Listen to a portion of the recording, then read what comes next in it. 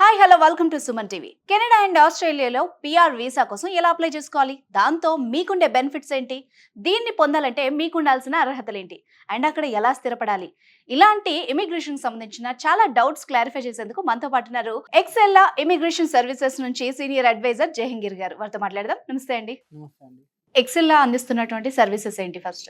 ఎక్సెల్లా నుండి అయితే ఎవరైతే ప్రొఫెషనల్ వెళ్ళాలనుకుంటున్నారో, అబ్రాడ్ సెటిల్ అవ్వాలనుకుంటున్నారో, ఎక్సెల్లా నుంచి వాళ్ళకొచ్చే సర్వీసెస్ వచ్చేసి మనకి కెనడా పర్మనెంట్ రెసిడెన్సీ వీసా, దాంతోపాటు Australia permanent residency visa.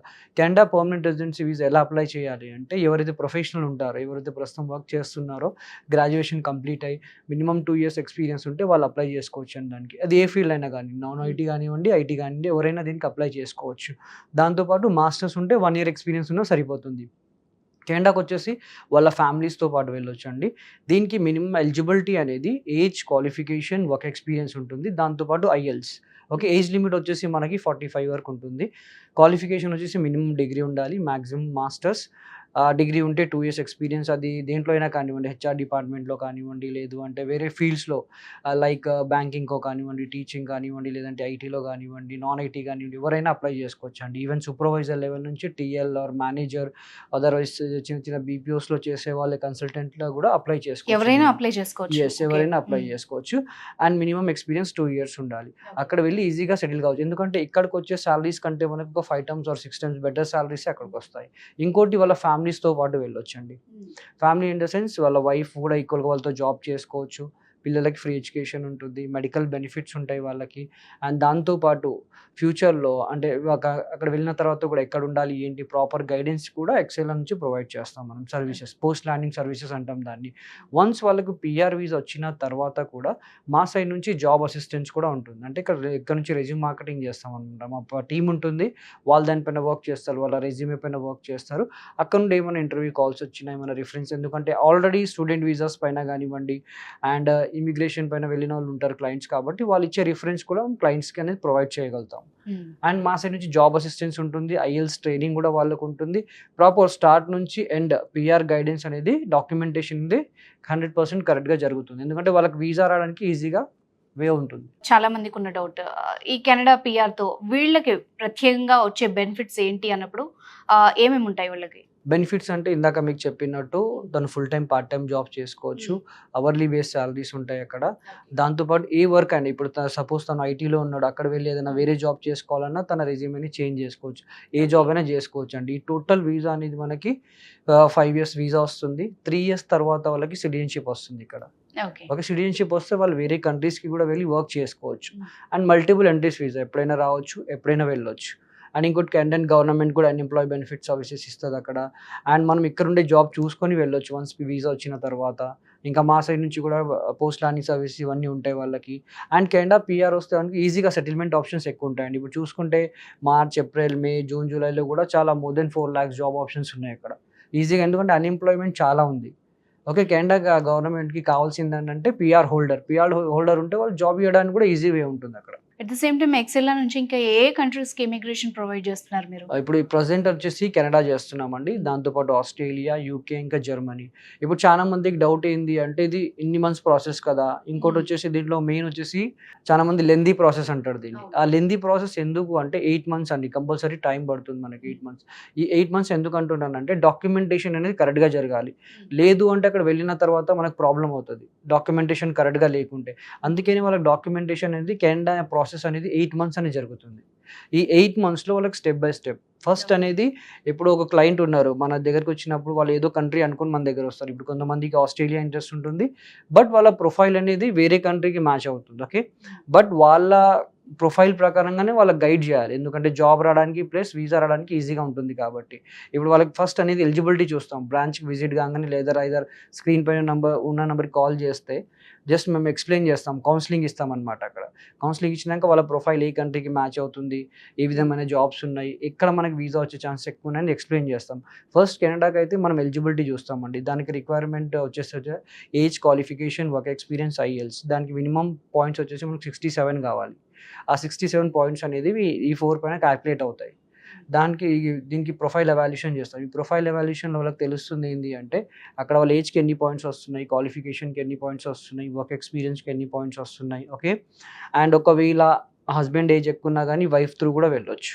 Okay. Wife through కూడా అప్లై చేసుకోవచ్చు. తను కూడా అక్కడ ఇక్కడ జాబ్ చేసుకోవచ్చు.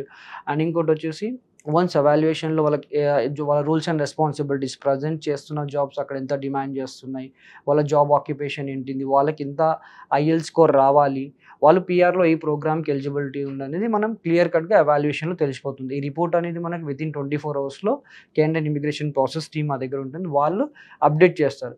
ఆ రిపోర్ట్ రాగానే సేమ్ మనం క్లయింట్‌కి ఎక్స్‌ప్లెయిన్ చేసి, వాళ్ళ డౌట్స్ అన్నీ క్లారిఫై చేసి మనం ప్రాసెస్ స్టార్ట్ చేస్తాం. ఎందుకంటే బ్లైండ్‌లీగా ప్రాసెస్ స్టార్ట్ చేయొద్దు. ఎందుకంటే ఎండ్ ఆఫ్ ది డే ఇది వాళ్ళ కెరియర్ కాబట్టి మొత్తం వాళ్ళకి కూడా తెలియాలి వాళ్ళ ప్రొఫైల్ అక్కడ ఎలా స్టాండ్ చేస్తుంది అనేది. దాని తర్వాత ఈ స్టెప్ బై స్టెప్ ప్రాసెస్ అని ఉంటుంది. ఈ ఎలిజిబిలిటీ అయిపోయిన తర్వాత క్లయింట్‌కి కూడా మనం ఎక్స్‌ప్లెయిన్ చేస్తాం. ఎక్స్‌ప్లెయిన్ చేసిన తర్వాత క్లయింట్ కూడా ఓకే అంటే క్లయింట్ పర్మిషన్ తోటి ఈ ప్రాసెస్ అనేది మనం స్టార్ట్ చేస్తాం. ఎందుకంటే బ్లైండ్‌లీగా స్టార్ట్ చేయొద్దు. ఎందుకంటే వాళ్ళ కెరియర్ కాబట్టి. దీని తర్వాత వాళ్ళ ఎడ్యుకేషన్ అసెస్మెంట్ జరుగుతుందండి. అండ్ దాని తర్వాత వాళ్ళకి ఐఎల్స్ ట్రైనింగ్ ఉంటుంది. అండ్ దాని తర్వాత వాళ్ళకి స్టెప్ బై స్టెప్ ప్రాసెస్ ఇక వాళ్ళకి సిఆర్ఎస్ స్కోర్ ఎంత వస్తుంది, వాళ్ళ ఐఎల్ స్కోర్ ఎంత వస్తుంది, దాన్ని బట్టి వాళ్ళు ఏ ప్రోగ్రామ్‌కి మ్యాచ్ అవుతుంది వాళ్ళ ప్రొఫైల్ అనేది కేస్ ఆఫీసర్ వాళ్ళకి గైడ్ చేస్తారు. గైడ్ చేసిన తర్వాత మెడికల్స్, పోలీస్ క్లియరెన్స్, దాని తర్వాత పీఆర్ అని వస్తుంది. అందుకే 8 మంత్స్ ఆఫ్ టైం పడుతుంది. ఎందుకంటే డాక్యుమెంటేషన్ కరెక్ట్‌గా లేకుంటే అక్కడ వెళ్ళిన తర్వాత వాళ్ళకే ప్రాబ్లమ్ ఫేస్ చేస్తారు. అందుకనే 6-8 మంత్స్ అనేది పీఆర్‌కి కంపల్సరీగా పడుతుంది. ఏదైనా చాలా మందికి రూమర్స్ ఉంటాయి. అంటే 1 మంత్‌లో రాదా, 2 మంత్స్‌లో రాదా, అలా పీఆర్ అయితే అలా 1 మంత్, 2 మంత్స్‌లో రాదండి. అండ్ ఐఎల్స్ కూడా ఇంపార్టెన్స్ ఉంది కదా! సో, దాని స్కోర్ ఎలా బేస్ చేసి మీరు ట్రైన్ చేస్తారు? ఎక్కువ స్కోర్ గెయిన్ చేయడానికి మీరేమన్నా ప్రత్యేకంగా వాళ్ళకి కెనడాకెళ్ళాలి అంటే ఇప్పుడు తెలుగులో, హిందీలో అయితే మాట్లాడలేము. ఎందుకంటే ఒక జాబ్ చేయాలి అంటే ఇంగ్లీష్ లాంగ్వేజ్ కూడా కంపల్సరీ. దీనికి జనరల్ ఐఎల్స్ ఉంటుంది. రీడింగ్, రైటింగ్, స్పీకింగ్, ఇంకా లిజనింగ్ అని. దాంట్లో ఇంత స్కోర్ చేయాలి అని ఉంటది. ఓకే. అదే ఇంగ్లీష్ ఈచ్ మాడ్యూల్‌లో 9 అని ఉంటది. ఒక్కొక్క దాంట్లో మనం 6 పైన తెచ్చుకోవాలండి. చాలా మంది రూమర్స్ ఏంటంటే ఐఎల్స్ రాదు, పీఆర్‌కి చాలా కష్టము. చాలా మంది బయట కూడా మనకు చెప్తుంటారు. బట్ అలా లేదు. ఈవెన్ తెలుగు మీడియం స్టూడెంట్స్ కూడా రాస్తున్నారు. రాసి వెళ్తున్నారు కూడా కెనడాకి. అక్కడ వెళ్లి జాబ్ చేసుకునే వాళ్ళు ఉన్నారు. అక్కడ వెరీ గుడ్ సెటిల్ అయ్యే వాళ్ళు ఉన్నారు. చాలా మంది ఉన్నారు అక్కడ వెళ్లి రాసి. ఐఎల్స్ అనేది పెద్ద మ్యాజిక్ ఏం కాదు. ఈజీగా మనం రాయొచ్చు దానికి. ప్రాక్టీస్ చేస్తే ఒక 1 మంత్ ప్రాక్టీస్ చేస్తే ఈజీగా వచ్చేస్తది. దాని తగ్గ ట్రైనింగ్ అనేది ఎక్సెల్ సర్వీసెస్ నుంచి ప్రొవైడ్ చేస్తారు. దీంట్లో వచ్చేసి ప్రొఫెషనల్ ట్రైనర్స్ ఉంటారు. వాళ్ళు గైడ్ చేస్తారు. ఈ విధంగా స్కోర్ పెంచుకోవాలనేది వాళ్ళు చెప్తారనమాట. అంటే ప్రతి ఒక్క దానిపైన గైడెన్స్ అనేది ప్రాపర్‌గా ఉంటుంది. ఈవెన్ డాక్యుమెంటేషన్‌తో సహా వాళ్ళకి ఐఎల్స్ రిక్వైర్మెంట్‌లో కూడా హెల్ప్ చేస్తారు. అండ్ ఆఫ్టర్ ఈ ప్రాసెస్ తర్వాత ఎలాంటి జాబ్స్ ఉంటాయి వాళ్ళకి? మళ్ళీ ఏ డొమైన్‌లో నుంచి అప్లై చేసుకోవచ్చు? అంటే ఇప్పుడు జాబ్స్ చాలా మంది ఇంకో క్వెషన్ అడుగుతారు ఏంటంటే పీఆర్ వీసా వచ్చేస్తది. నెక్స్ట్ జాబ్ ఎలా? పీఆర్ వీసా వచ్చిన తర్వాత ఎందుకంటే ఫస్ట్ మనం ఎవాల్యుయేషన్‌లోనే చూస్తాం. వాళ్ళ రూల్స్ అండ్ రెస్పాన్సిబిలిటీస్‌ని బట్టి ఎంతవరకు వాళ్ళ మ్యాచ్ అవుతుంది, వాళ్ళ ఆక్యుపేషన్ ఏమొస్తుందని ఫస్ట్ మనం ఎవాల్యుయేషన్‌లోనే చూసిన తర్వాతనే మనం ఈ ప్రాసెస్ చేస్తాం. ఎందుకంటే వాళ్ళకి జాబ్ ఆప్షన్స్ అయితే చాలా ఉన్నాయి. ఈవెన్ చిన్న ప్రొఫైల్ నుంచి ఈవెన్ ఐటీ ప్రొఫైల్ వరకు అన్నిట్లో జాబ్ ఆప్షన్స్ ఉన్నాయి ఇక్కడ.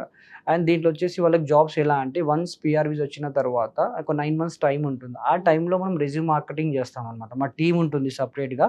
మేము అక్కడ ఆల్రెడీ కంపెనీస్ తోటి కానివ్వండి, జాబ్ పోర్టల్స్ తోటి గానీ టై అప్ ఉంటాము.